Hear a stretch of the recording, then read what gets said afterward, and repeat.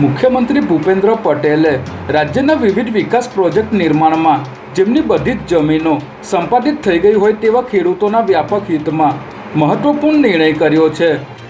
આવા પ્રોજેક્ટમાં જેમની તમામ જમીનો સંપાદિત થઈ ગઈ હોય અને જે તે સમયે ખેડૂત પ્રમાણપત્ર ન મેળવવાને કારણે ખેડૂત મટી ગયા હોય તેવા ખેડૂતોએ મુખ્યમંત્રી ભૂપેન્દ્ર પટેલ સમક્ષ સ્વાગત ઓનલાઈન જનફરિયાદ નિવારણના રાજ્ય સ્વાગતમાં તેમના આ પ્રશ્નની રજૂઆત કરી હતી। ત્યારે મુખ્યમંત્રીએ આ અંગેનો ઠરાવ પ્રસિદ્ધ કરવાના દિશા નિર્દેશો આપ્યા હતા।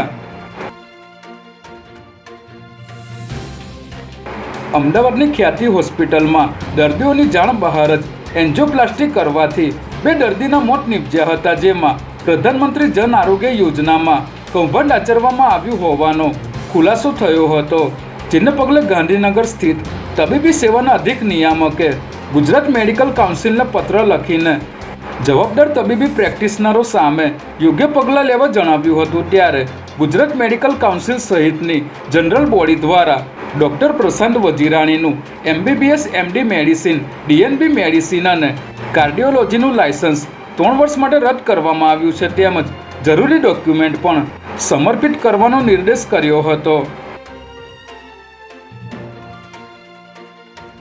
ગુજરાત સરકારે IPS અધિકારીઓની બદલી માટેની યાદી લગભગ બનાવી લીધી છે, પરંતુ અમદાવાદ સહિત રાજ્યભરના અલગ અલગ વિસ્તારોમાં વધી રહેલી ગુનાખોરીને જોતા આ બદલીઓ અટકી હોવાનું જાણવા મળી રહ્યું છે, જેમાં અમદાવાદ શહેરમાં છેલ્લા 15 દિવસમાં બનેલી ગુનાખોરીની ઘટનાઓને પગલે શહેર પોલીસ કમિશનર GS મલિકની સક્રિયતાને લઈને સવાલો ઉઠ્યા છે। ત્યારે તેમની બદલી નહીં થાય, પરંતુ DGP બનવાની શક્યતા ઓછી છે। જ્યારે આગામી DGP તરીકે કેન્દ્રીય પ્રતિનિયુક્તિ પર ગયેલા CBIના અધિક નિયામક મનોજ શશિધરને DGP બનાવાય તેવું સૂત્રોથી જાણવા મળી રહ્યું છે।